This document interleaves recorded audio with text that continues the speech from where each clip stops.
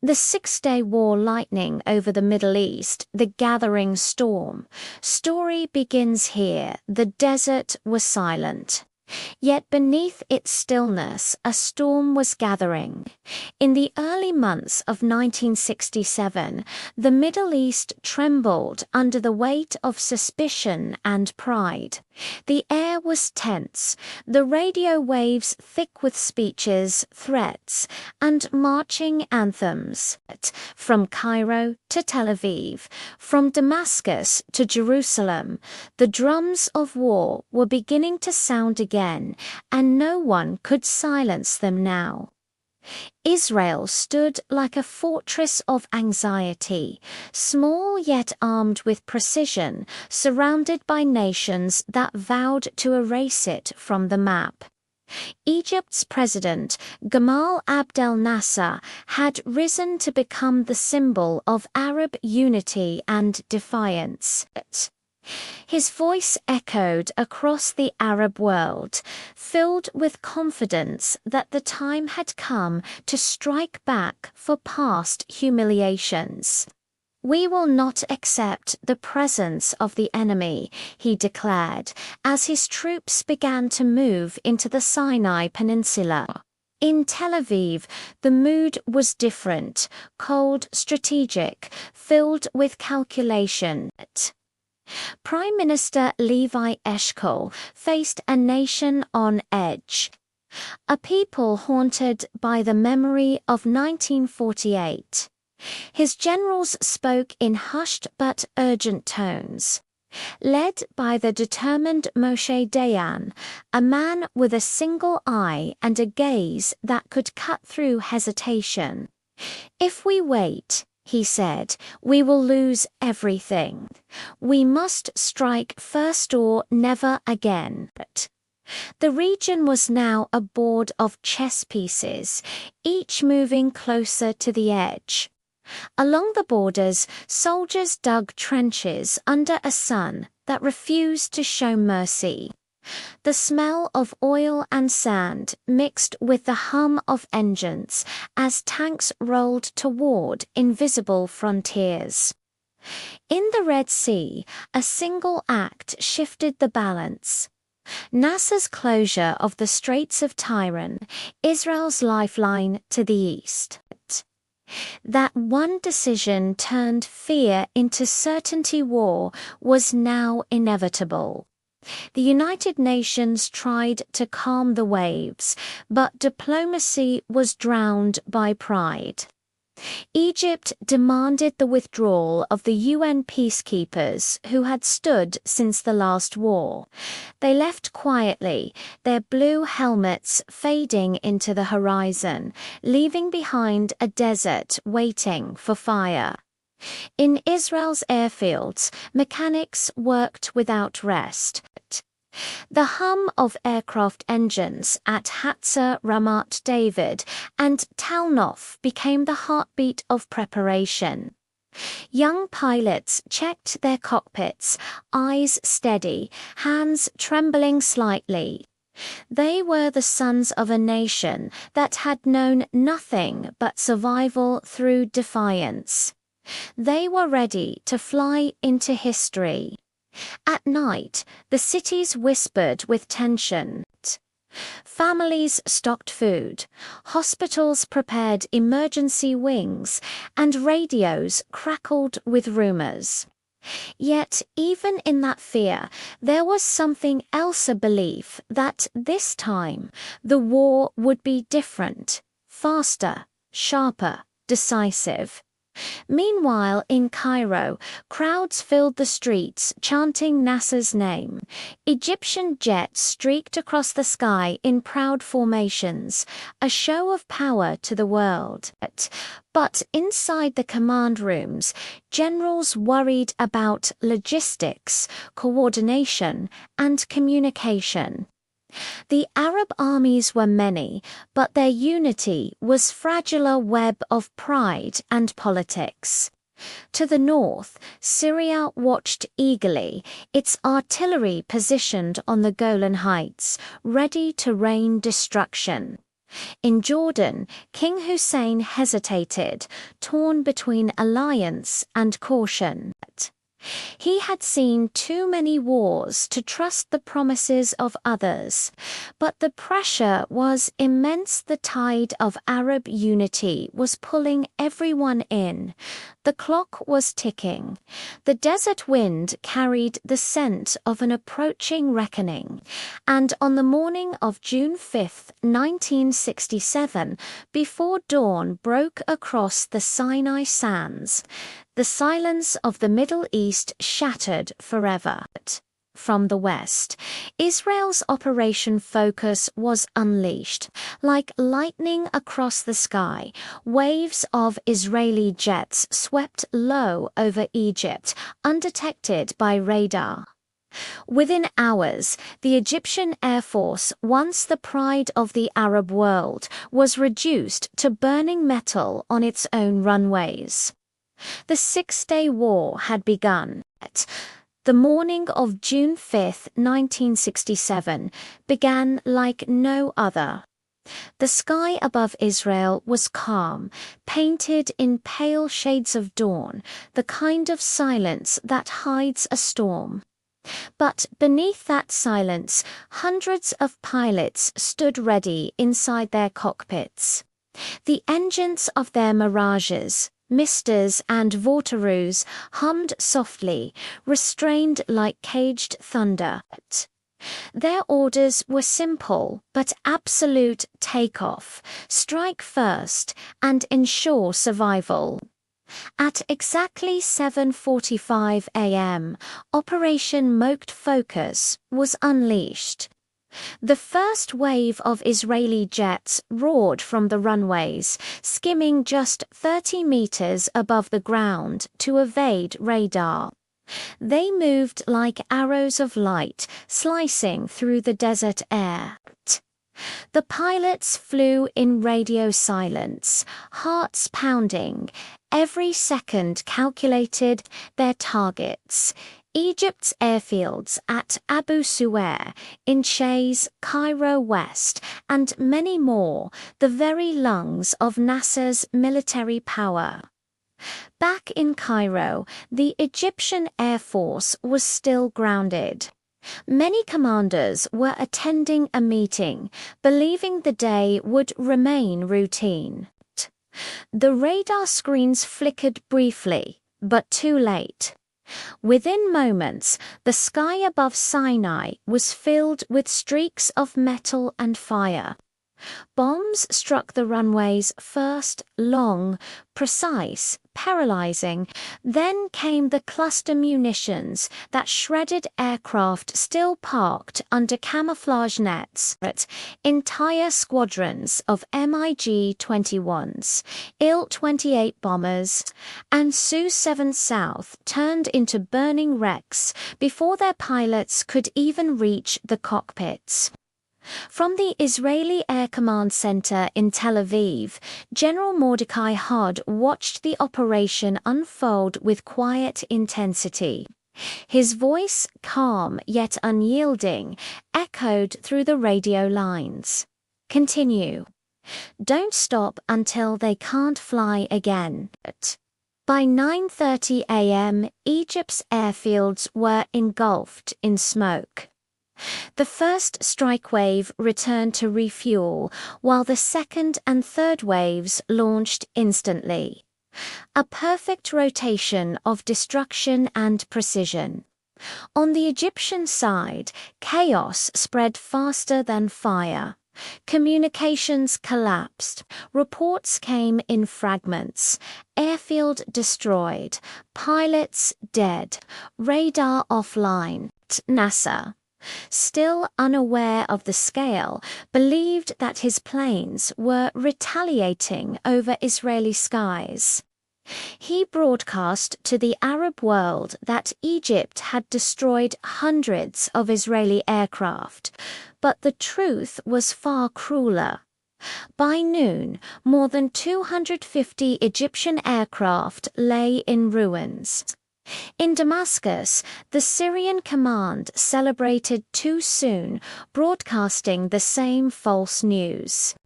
But within hours, their radar picked up a chilling realization. The Israeli jets were now heading north. Panic followed, orders clashed, and generals demanded reinforcements that would never come. Meanwhile, Israeli pilots landed, rearmed, and took off again, each turnaround lasting no more than 8 minutes. Their precision stunned even their own commanders. The mission that was supposed to last 48 hours was nearly complete in 3. The air above Sinai and the Nile Delta was now silent, not because peace had returned, but because there was nothing left to fight with. By evening, the Egyptian Air Force, once considered the mightiest in the Arab world, was crippled beyond repair. The desert air was heavy with dust and defeat. Cairo's streets, earlier filled with chants of victory, now trembled with confusion. The illusion of power had vanished in half a day. At the Israeli command center, the mood was restrained, almost somber. Victory had come, but its cost was yet unknown. For Israel, the war had only begun. The ground forces had not yet moved, and the enemy still outnumbered them in every direction. Yet the skies were theirs, completely and irrevocably. In the Sinai, as night descended, Israeli tanks began to roll. The pilots returned to their bases, faces pale with exhaustion. Some wept quietly beside their machines, not out of joy, but disbelief. They had just rewritten the rules of modern warfare. Thousands of miles away, world capitals buzzed with shock. In Washington, intelligence analysts refused to believe the numbers. In Moscow, silence hung in the air like a wound. The United Nations met in emergency session, but history was already moving faster than diplomacy. The sky that morning had witnessed both brilliance and tragedy, a perfect strike born of desperation. And though it lasted mere hours, it would echo for generations. The Six-Day War had found its wings. Fire in the sky, the dawn over the Sinai was not calm. It was trembling. From horizon to horizon, the desert shimmered with heat, and in the silence before sunrise, Israeli pilots stood beside their Mirage and Mistar jets, faces set with the gravity of what was to come. Orders were clear, brief, and chilling in their precision. Strike first, strike fast, and cripple the enemy before they even knew war had begun. The clock read 7:45 a.m. June 5, 1967, the opening act of what would soon be known as the Six-Day War.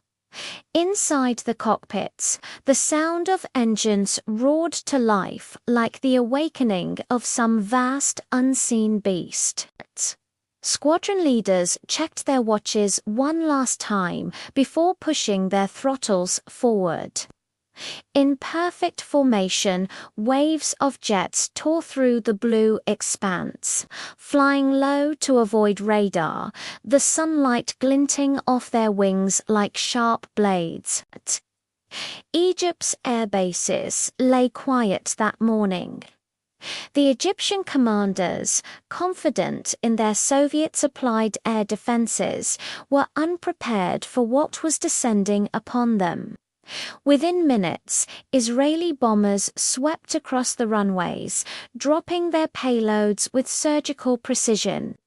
Explosions rolled through the desert like thunder, scattering dust and fire into the wind. Radar towers fell silent, hangars erupted, and planes that never left the ground were turned to molten wreckage. By the end of that first hour, Egypt's Air Force, the pride of NASA's military strength, was burning across the sands. The Israeli pilots, trained in relentless discipline, returned home to refuel, rearm, and rise again. The second wave struck Syrian and Jordanian airfields. In less than 4 hours, the skies of the Middle East had been rewritten, one side blind, the other seeing all. But the victory in the sky came with a shadow. On the ground, soldiers in Sinai waited for the order to advance.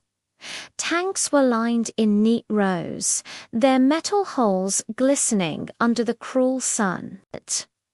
Commanders received radio messages from Tel Aviv air supremacy confirmed. Move forward. What followed would be one of the most rapid desert offensives in modern history. As Israeli armor thundered into the dunes, Egyptian divisions found themselves cut off and disoriented. Without air cover, their movements were trapped in the open, each convoy an easy mark. Yet, despite chaos and confusion, there were flashes of defiance. Near El Arish, Egyptian anti-tank units held their ground longer than anyone expected, buying precious minutes for retreating columns. The desert was alive with smoke and echoing blasts, the ground trembling under the weight of war's fury. In Tel Aviv, the Israeli command headquarters remained tense but focused. Radio reports poured in, each confirming success after success. General Moshe Dayan, his trademark eye patch hiding a steely calm, remarked to his aides, "The future of Israel is being written in the sands today." Across the Arab world, disbelief began to spread. How had the combined strength of 3 nations been struck so swiftly, so completely, in a single morning? By nightfall, the sky above Sinai glowed faintly red, not from the setting sun, but from the burning remnants of aircraft, fuel depots, and shattered runways. Pilots returned to base, exhausted but silent, their eyes reflecting the flicker of fires that still burned beyond the horizon. For them, the mission had been a success, but they knew it was only the beginning. The war was not over. It had merely taken flight. In the heart of the Middle East, one city had always stood apart, sacred to 3 faiths, fought over 4 millennia, whispered about in every prayer and every prophecy. That city was Jerusalem. And in June 1967, it once again became the center of the world's attention. As Israeli and Jordanian forces prepared for a battle that would decide not only military control, but the spirit of a nation. On the morning of June 6th, the 3rd day of the war, the streets of East Jerusalem were quiet, almost eerily so. Jordanian soldiers of the Arab Legion had dug in along the ancient walls, their artillery positioned in the old British bunkers around the Mount of Olives. The Israeli command, still cautious after victories in Sinai, hesitated. Capturing Jerusalem would not be like taking a desert town. This was a city of faith, and every bullet fired here would echo across centuries. Yet, the decision came. Lieutenant Colonel Mordecai Goob received the orders that would become legendary: move in from the north, breach the defensive lines near Ammunition Hill, and push toward the Old City. The battle for Jerusalem had begun. At dawn, Israeli paratroopers advanced through the narrow streets and rocky slopes, the sound of gunfire cracking through olive groves and stone walls. The fighting was close, brutal, and unrelenting, not a clash of armies across open fields, but of men meeting face to face in trenches carved from the earth. Ammunition Hill became the symbol of the struggle, a fortress of bunkers, tunnels, and wire that changed hands again and again under a hail of grenades and rifle bursts. For 6 hours, the paratroopers fought through the maze, inch by inch, losing friends, breaking through walls, shouting orders drowned by explosions. When silence finally fell, the Israeli flag rose above the hill, torn by shrapnel but still visible in the rising sun. The road to the Old City was open. Across the city, civilians huddled behind shuttered windows, listening to the thunder of tanks and the wail of artillery echoing through ancient streets. The air smelled of stone, dust, and smoke. For those who lived there, time seemed to stop, as if Jerusalem itself was holding its breath. Then, on the morning of June 7th, Gua's paratroopers broke through the Lion's Gate. The gates of the Old City, closed for 19 years since 1948, were now flung open once more. Soldiers moved through the alleys of the Armenian and Muslim quarters, past centuries-old walls, their boots echoing on the cobblestones. Some wept quietly as they advanced. Others whispered prayers under their breath. At 10:15 a.m., the radio call came through words that would go down in Israeli history: Her Habayit Bayadit. The Temple Mount is in our hands. The Western Wall, silent for decades, was suddenly crowded with soldiers who touched its stones with trembling hands.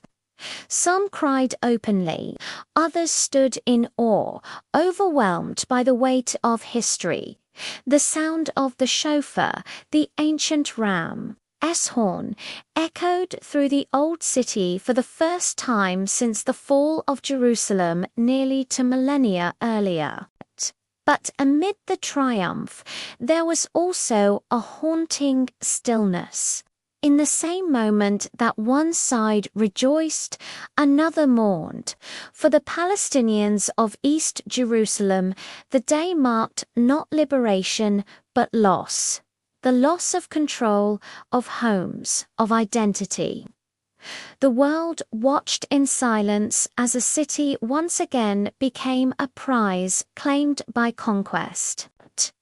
When night fell over Jerusalem, the golden dome of Al-Aqsa glowed under the moonlight, and the streets were littered with empty shells and prayer slips carried by the wind. Soldiers rested beside ancient stones, unaware that they had just changed the political and spiritual landscape of the entire Middle East. For Israel, it was the culmination of a dream, the unification of Jerusalem under one flag. For the Arab world, it was a wound that would never truly heal, and for the city itself, it was yet another chapter in a story written with both faith and fire. The battle for the heights, the Golan Heights, a land of stone, wind, and silence. To the north of Israel, these towering ridges watched over the valleys below like ancient sentinels.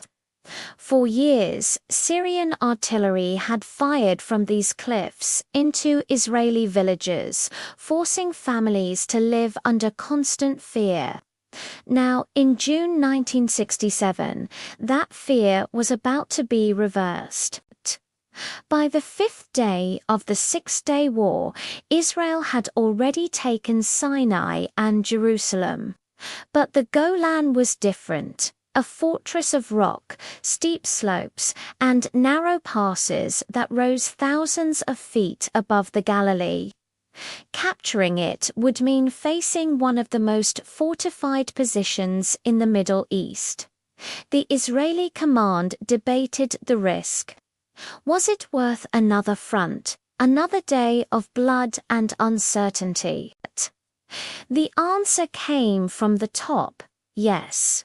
On June 9th, Israeli armor began its ascent. The sun glared over the rugged hills as tanks crawled up dirt roads barely wide enough for their treads.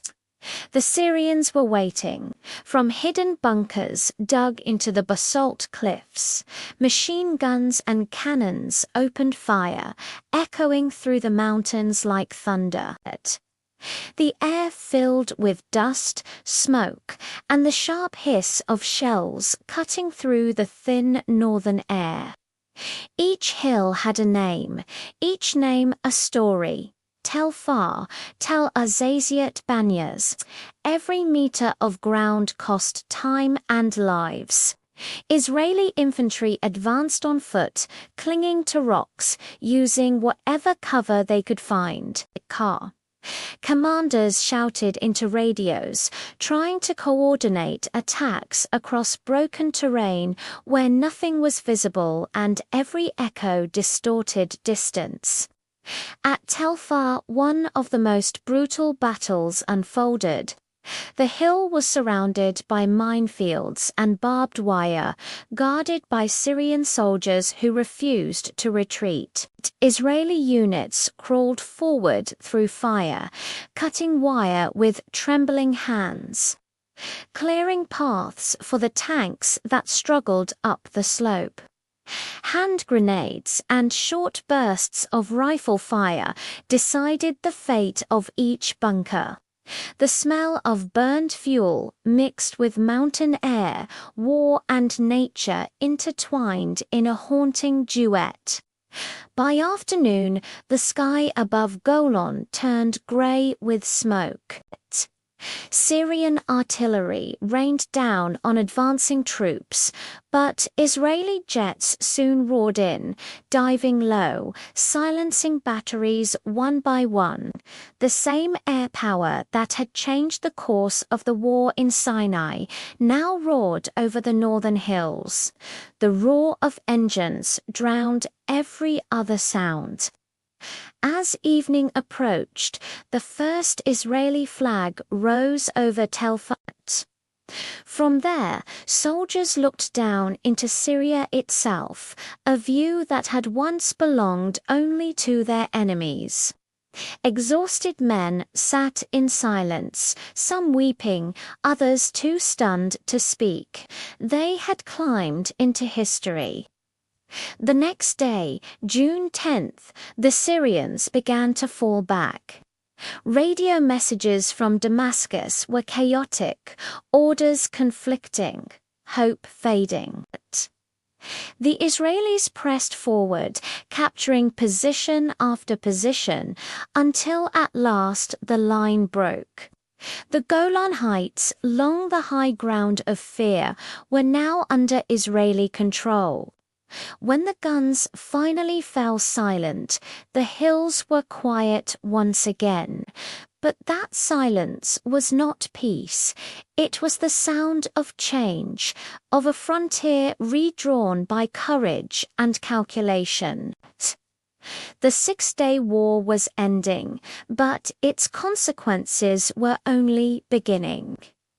In the valleys below, families emerged from shelters, looking up at the ridges that had haunted their lives for decades. For the first time in memory, the mountains were no longer enemies. Yet everyone knew this peace, like the mist that rolled over the Golan each morning, could vanish as quickly as it came.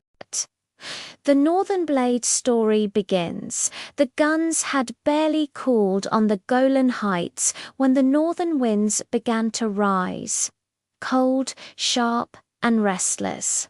For the soldiers of Israel, the war was almost over, but not yet finished. The last strongholds on the northern front still held out.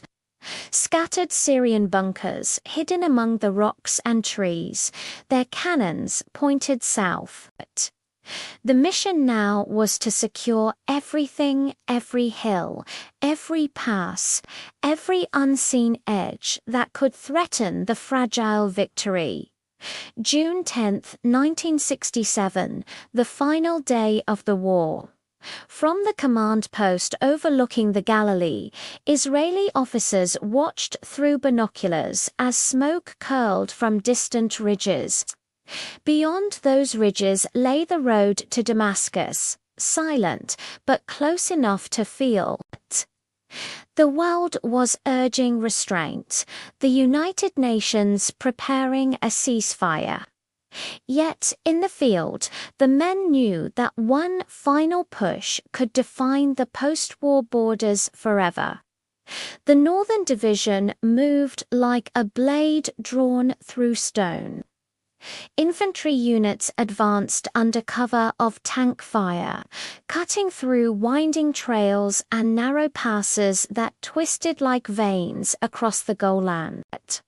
The terrain was cruel, jagged rocks, sudden cliffs, and steep valleys that swallowed sound. Every movement had to be measured, every step watched.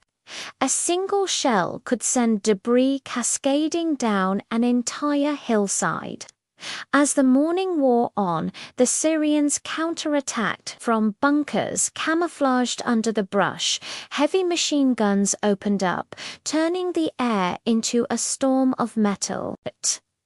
Israeli soldiers dropped low, crawling through volcanic rock and thorn bushes, returning fire in short bursts. For every hill they took, another seemed to rise in the distance. But the momentum was theirs now, the strength of days of victory driving them onwards.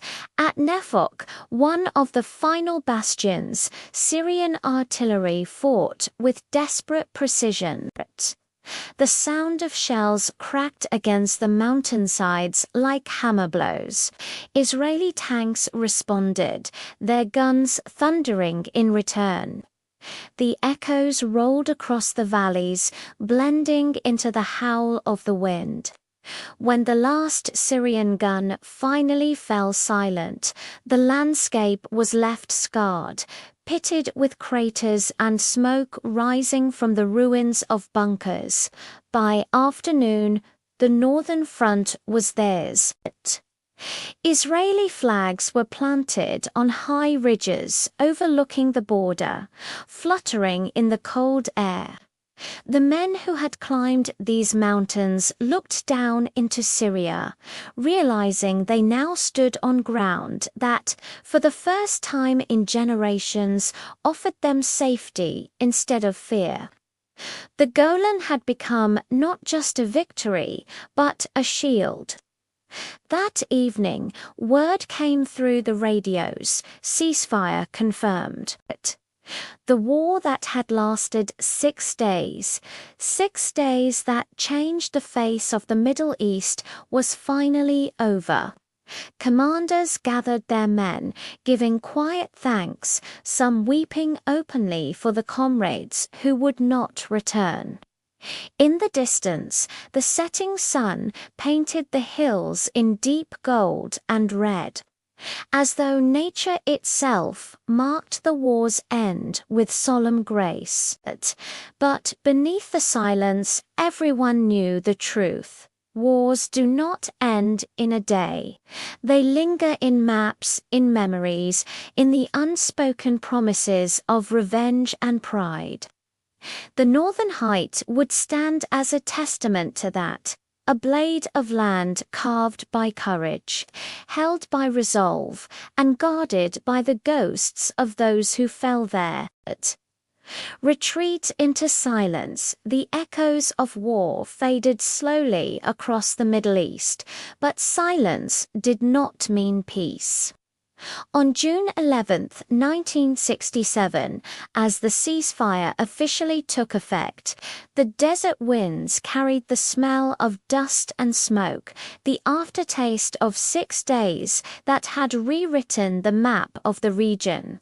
Armies laid down their weapons, yet hearts remained restless. Israel had won more than territory. It had seized the power of surprise and the fear of its enemies. But even in victory, there was unease. In the streets of Tel Aviv and Jerusalem, people cheered, waved flags, and sang songs of triumph. Soldiers returning from Sinai and the Golan were greeted with flowers and tears, hailed as heroes who had turned the impossible into reality. Yet behind every smile lay a silent question. How long would this calm last? Because deep down everyone knew the region had not found peace, only a pause. For Egypt, the war had been a humiliation. The loss of the Sinai Peninsula and the destruction of its air force left President Nasser facing fury at home and pity abroad. Yet he refused to resign.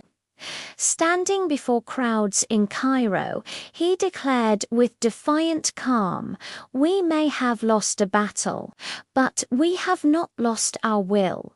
His voice carried over radio waves across the Arab world, not as surrender, but as a vow for the future. In Syria, the mood was darker still. Damascus was filled with whispers of betrayal.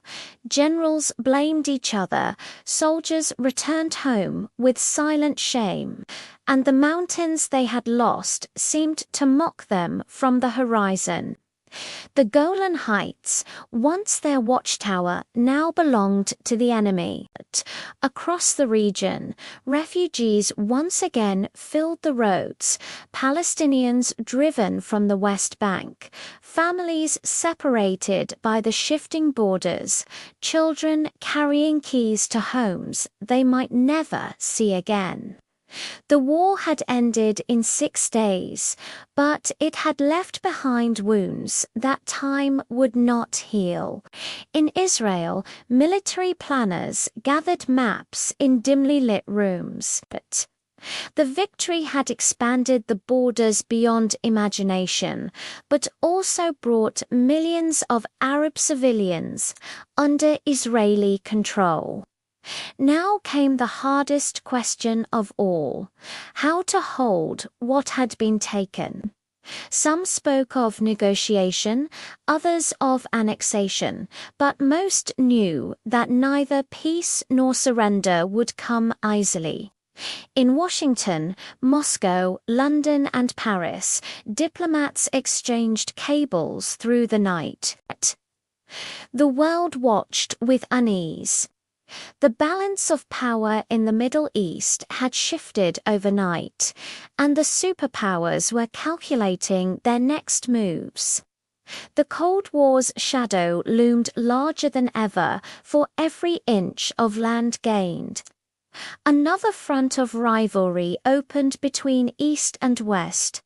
As the sun set on the 7th day, Jerusalem glowed under a rare calm. Soldiers walked its narrow streets, listening to the sound of church bells and the evening prayers echoing from minarets. For the first time in nearly 2,000 years, the city stood under one flag, but its peace was fragile, held together by exhaustion more than understanding. Commander Dejan, standing at the western wall, said quietly to a reporter beside him, "We have returned to the most sacred place of our people, but we must learn the weight of what that means." The war had given Israel land, security, and pride, but it had also opened a door that could never again be closed. The Middle East had changed forever. The silence that followed was not peace. It was the sound of nations holding their breath before the next storm. The weight of victory, the guns had fallen silent, yet the air still trembled with the memory of their roar. In the aftermath of the Six-Day War, Israel stood taller than ever before, a nation that had defied the odds and reshaped the map of the Middle East.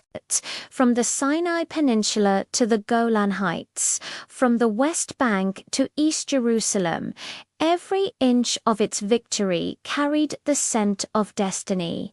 But victory, as history always reminds, comes with a price. In the days that followed, the euphoria began to fade. Commanders who once barked orders now sat in quiet contemplation. The soldiers who had raced across deserts and mountains began to count the names of friends who would never return. The triumph was glorious, but its weight was heavy, heavier than any weapon they had carried. Prime Minister Levi Eshkol faced the hardest task of his life. The war had given him what no other Israeli leader had dared dream: control over the holy city of Jerusalem, the biblical heart of the nation. But it had also thrust upon him the question of what to do with 1 million new Arab inhabitants, their land and their faith. To govern them meant tension. To let them go meant losing what so many had died for. In Cairo, President Nasser refused to bow. Despite the loss of Sinai and the devastation of his army, he returned to power on a wave of emotion. The Arab world still saw him as their voice. The man who would one day avenge the humiliation of 1967, behind closed doors. However, Nasser knew the cost. He gathered his generals, speaking with quiet firmness. "The war is not over. It has only changed shape. We will rebuild, rearm, and rise again." And so began a silent race, a war of preparation. In the deserts of Egypt and the training camps of Syria, soldiers drilled with renewed determination. Across the Jordan River, King Hussein mourned the loss of the West Bank, but swore to maintain his throne and his honor. Meanwhile, in Tel Aviv, celebration mixed uneasily with suspicion. The captured territories offered a sense of safety, but also made Israel a nation surrounded not just by enemies, but by conquered peoples. The world's sympathy began to shift. Nations that once stood with Israel now urged restraint, warning that holding too much could lead to future ruin. At the United Nations, diplomats debated late into the night, drafting resolutions that called for land for peace. The world wanted balance, restored, but no side was ready to compromise. The US and the Soviet Union watched the Middle East like chess players over a board of sand. Each move measured, each alliance weighed, and among ordinary people in the markets of Jerusalem, the fields of Sinai, and the villages along the Jordan, life struggled to return to normal. Mothers rebuilt their homes. Children carried water where tanks had once rolled. Yet everywhere, shadows lingered invisible but felt like ghosts of the war that refused to end. In one small village near Hebron, an old man looked out at the new soldiers patrolling his street. His grandson asked him, "Is the war over now?" The old man sighed, looking toward the horizon. "Wars like this never end, my son. They just change their names." As the months passed, the Middle East seemed calm. But beneath that calmness lay something dangerous: pride, grief, and the slow gathering of revenge. History was moving again, quietly waiting for the next spark. The shockwave of triumph, it began not with the sound of guns, but with whispers.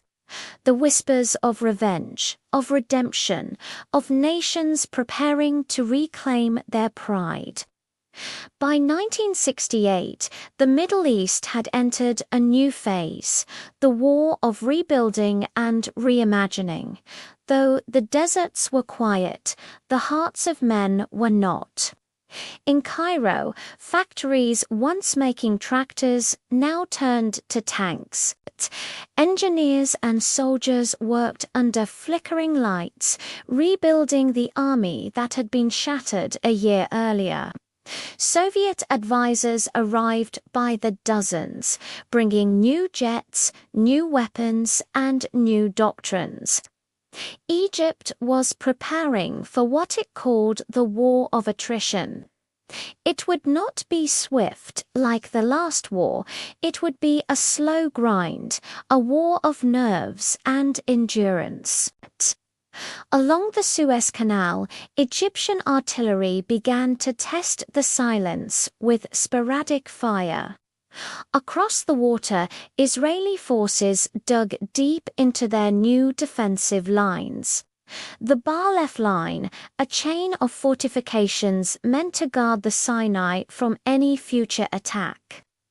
Between them lay the canal, shimmering under the desert sun, dividing two worlds that could not live apart, nor together. Meanwhile, diplomacy moved like a shadow. The United Nations pushed for peace. The United States sought balance. The Soviet Union saw opportunity. Each side believed it could bend the region to its will. But the Middle East, ancient and unpredictable, followed its own rhythm. The Israeli High Command watched these moves carefully. They had won a war, but peace still felt like defeat. Each day soldiers patrolled new lands, uncertain if they were guardians or occupiers. Within Israel, the victory had changed society. Confidence had grown, but so had fear. Some believed the nation had reached its peak. Others feared it had only begun its most dangerous chapter. In Amman, King Hussein struggled to hold together a shaken Jordan. Thousands of refugees had flooded across the river, changing the balance of his kingdom. Tension grew between Palestinians and Jordanians, a quiet storm that would one day explode into open conflict. Across the Arab world, radio broadcasts spoke of unity, but unity was an illusion. Syria and Egypt distrusted each other. Iraq and Jordan had their own ambitions, yet one common goal united them all: to undo the defeat of 1967. In late 1969, Egyptian forces launched a massive artillery barrage along the canal, the heaviest since the war. The Israelis responded in kind. The sky filled once again with thunder and smoke. The war of attrition had begun. Pilots clashed above the canal, their trails of white vapor crossing the sky like lines of fate. On the ground, young soldiers fought and died for a few meters of sand. The world watched, weary but helpless. But amid the chaos, something else began to stir: a new generation of leaders, tacticians and dreamers who believed the next war would be different. They studied the mistakes of 1967, planned in silence, and waited for the right moment to strike. That moment would come sooner than anyone expected. The legacy of 6 days. Where are you watching from? Tell us below, because tonight you and I reach the end of one of the shortest yet most defining wars in human history. This is not just the story of battles won or lost, but of the echoes that shaped an entire generation. Welcome to the legacy of the 6-Day War. When the smoke cleared over the Middle East in June 1967, the desert seemed to breathe again. But peace did not come. The war had lasted only 6 days, yet its consequences would last for decades. The sun rose over a new map, one drawn not with ink, but with blood, sand, and destiny. Israel had won what the world called a miracle victory. In less than a week, its forces had captured the Sinai Peninsula, the West Bank, East Jerusalem, Gaza, and the Golan Heights. The Arab armies, vast and proud, were shattered, their pride wounded. And yet, in that silence after war, no one truly felt victorious. In Cairo, President Gamal Abdel Nasser stood before his people, his face pale from exhaustion, but his spirit unbroken. His voice echoed through the radios of every Arab home. We may have lost the battle, but we have not lost our will to rise again. Crowds filled the streets, shouting his name not because they had won, but because they refused to surrender their dignity. In Tel Aviv, Israelis celebrated their stunning triumph, but as the parades ended, silence crept in. Families counted their dead, and soldiers who had conquered the holy city of Jerusalem now stared at its ancient walls, wondering what would come next. For some, the war had brought unity. For others, it had brought a new burden, the burden of ruling over another people. The victory had changed everything. The United States drew closer to Israel, recognizing its strategic value against Soviet-backed Arab states. In response, the Soviet Union doubled its support to Egypt and Syria, flooding them with tanks, MiG fighters, and military advisors. The Middle East became a living chessboard, every move watched by Washington and Moscow, every silence heavy with hidden intent. But the true legacy of the Six-Day War wasn't drawn on maps. It lived in the minds of millions in refugee camps where children grew up hearing of lost homes, in cities where widows waited for soldiers who would never return, and in the hearts of leaders who dreamed of undoing what those 6 days had done. By 1968, the Arab world was preparing for another struggle, not an open invasion this time, but a slow and grinding test of will, the war of attrition. The Suez Canal became the new front line, its calm waters broken by the flash of artillery fire each night. Along its banks, the air was thick with tension. Each explosion was not just a shell, it was a reminder that peace was still far away. In Jerusalem, the old city had changed hands for the first time in nearly 2,000 years. Israeli flags fluttered over the ancient stones. Jews from across the world came to pray at the Western Wall, tears streaming down their faces. But only a few streets away, Arab families sat in silence, watching the soldiers who now patrolled their neighborhoods. Victory and loss shared the same narrow streets. In 1970, the region trembled again. Egyptian forces intensified their attacks along the Suez Canal, and Israel struck back with devastating air raids. The sky burned each night, and the land beneath it groaned with fatigue. The war had become a cycle, blow for blow, grief for grief. Then, in September 1970, Gamal Abdel Nasser, the symbol of Arab pride, collapsed and died of a heart attack. His death was like the fall of a monument.